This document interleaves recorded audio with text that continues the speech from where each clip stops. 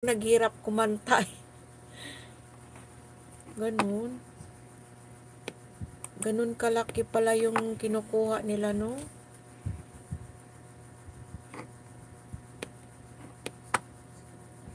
Kaya ayaw kong magka-CPR kasi kunti nga lang yung sinasahod ko tapos kunin pa.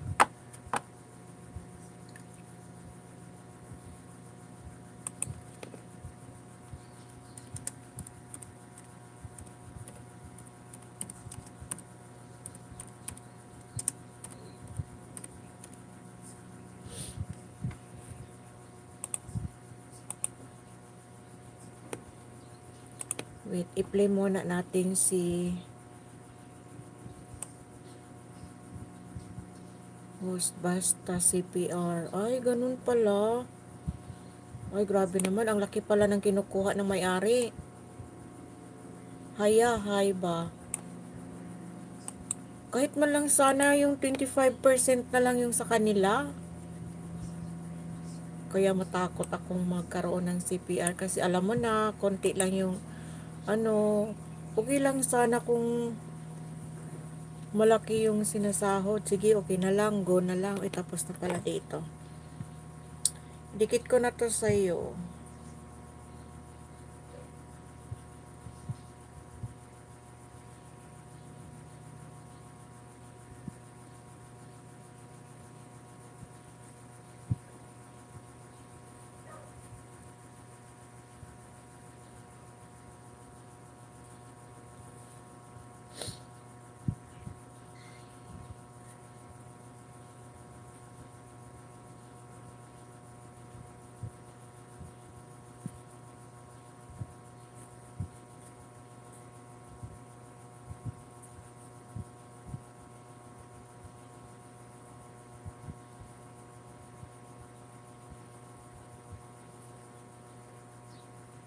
Ayan, nakadikit na to sa'yo.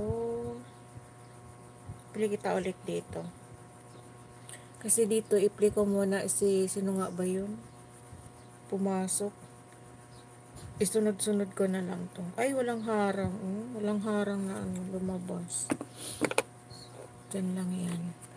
I-play ko muna sino nga ba yun? Si GV Vlogs Official.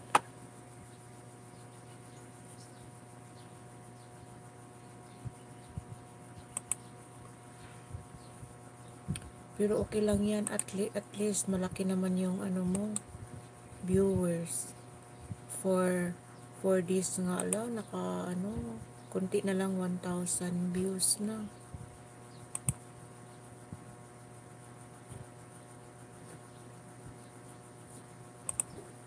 Nandiyan pa ba si JV Official? JV Vlogs Official. Parang napanood ko natin. Nakabisit na yung main account ko sa kanya. Ay, parang hindi. Are you okay to the stroke? Nagmamasahe siguro to siya.